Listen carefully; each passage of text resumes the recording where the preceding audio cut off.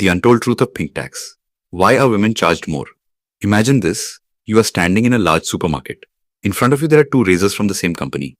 One is blue with big letters that say for men and the other is pink labeled for women.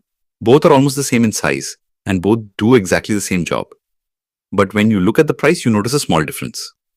The blue one is a little cheaper and the pink one is a little more expensive. At first glance, this difference seems minor. You might even ignore it. But what if this same difference starts appearing in everyday products, in every store, in every service? Then what happens? Is it just a marketing trick? Or is there a deeper economic reality behind it that very few people truly understand? In fact, there is a term in the global market that surprises many people when they hear it. It is not a government tax, nor is it created by any law. Yet millions of people around the world pay it every single day. In the language of economics, it is called pink tax.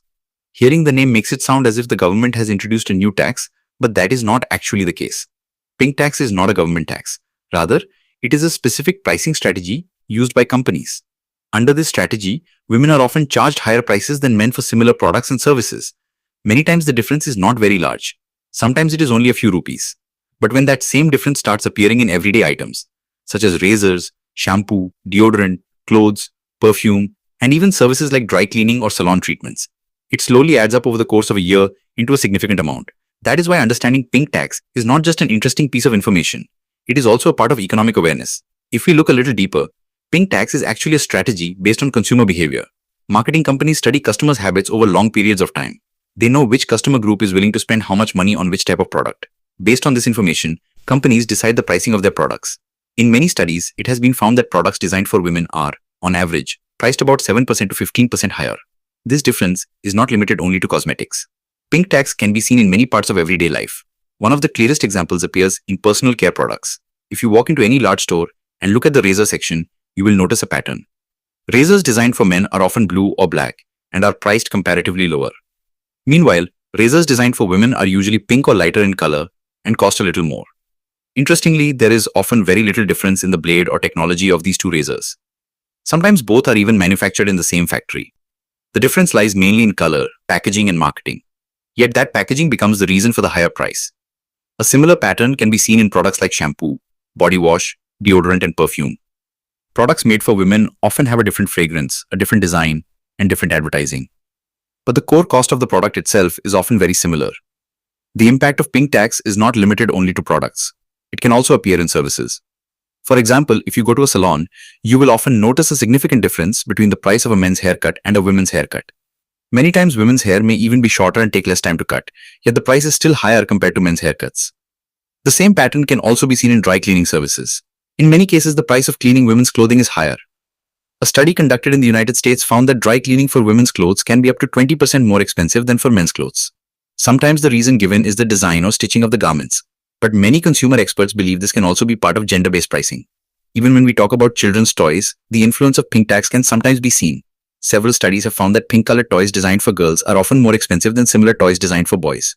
For example, a simple scooter or bicycle might cost less if it comes in blue. But the same product, when sold in pink with a "for girls" label, may have a slightly higher price. This raises an important question. Why do companies do this?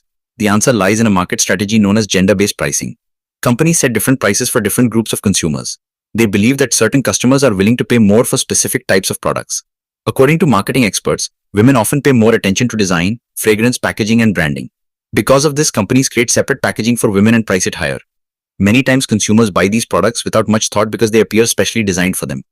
However, there is also a major contradiction hidden in this entire story. Around the world, the average income of women is still lower than that of men. This difference is known as the gender pay gap.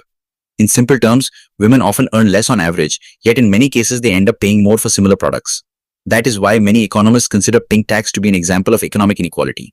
In some countries, this issue has been taken quite seriously. For example, in the US state of California, laws have been introduced regarding gender-based pricing. Under these rules, if there is a price difference between services offered to men and women, companies must clearly explain the reason for it. In Europe as well, many consumer organizations have run campaigns against pink tax. In countries like France and Germany, companies have faced criticism over their pricing policies. On social media too, several campaigns have emerged where people compared the prices of men's and women's products from the same brand. In India, pink tax is not discussed as widely as it is in Western countries. However, awareness about it is gradually increasing. Especially with the growth of social media and digital platforms, consumers have started comparing prices more actively. Interestingly, the impact of pink tax is not always limited only to women.